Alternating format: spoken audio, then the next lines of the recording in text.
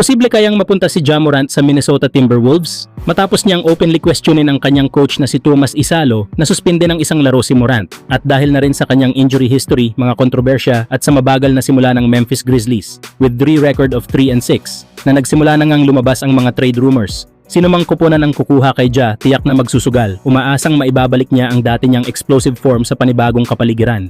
Dito pumapasok ang Minnesota Timberwolves. Hindi na bago sa kanila ang gumawa ng malalaking pagbabago, lalo na't matapos nilang i-trade si Karl Anthony Towns na kahit galing sila sa isang conference finals run in 2024. Muli silang umabot sa conference finals ngunit tila nahirapan sila laban sa Oklahoma City Thunder.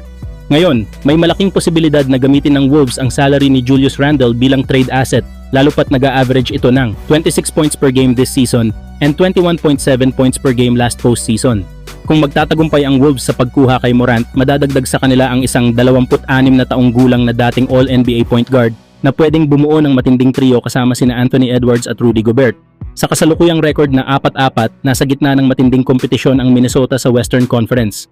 Ang OKC ay halos walang talo, si Wembanyama ay patuloy na nagiging halimaw, ang Blazers ay unti-unting umaangat, habang ang Rockets at Lakers ay parehong malalakas. Samantala, nariyan pa rin ang Nuggets at Warriors na laging banta. Kung gusto ng Timberwolves na mag-take ng malaking swing, ito na ang pagkakataon nila. Kayo mga idol, sa tingin nyo ba magandang ideya para sa Wolves na kunin si Ja Morant?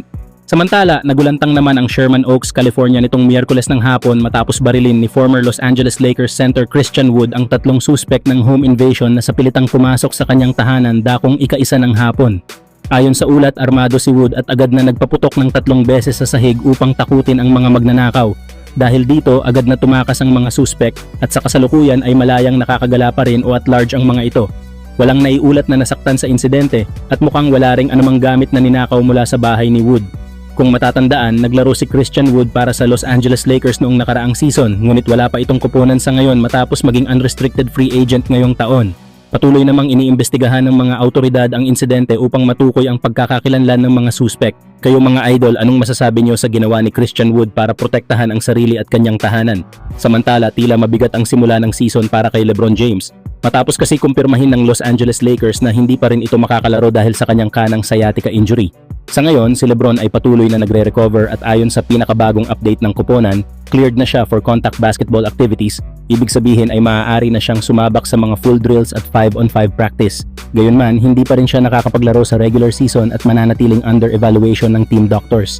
Ayon sa ulat ng Reuters at Sports Illustrated, muling susuriin si LeBron sa loob ng 1 hanggang 2 linggo bago tuluyang payagan na bumalik sa aktwal na laro. May mga ulat din na posibleng makabalik siya sa kalagitnaan ng Nobyembre, depende sa magiging resulta ng kanyang medical evaluation. Samantala, naging usap-usapan din kamakailan ang naging pahayag ni Charles Barkley sa The Jim Rome Show, kung saan sinabi nitong sana ay magretiro na si LeBron sooner than later dahil ayaw raw nitong makita ang isang dakilang manlalaro na nahihirapan sa dulo ng kanyang karera. Ayon kay Barkley, isa si LeBron sa 3 pinakadakilang manlalaro na nakita niya, kasunod ni na Michael Jordan at Kobe Bryant. Sa kabila ng lahat, nananatiling kalmado si LeBron at sinabi noong media day na alam niyang malapit na ang pagtatapos ng kanyang karera, ngunit wala pa siyang plano na magretiro matapos ang season na ito.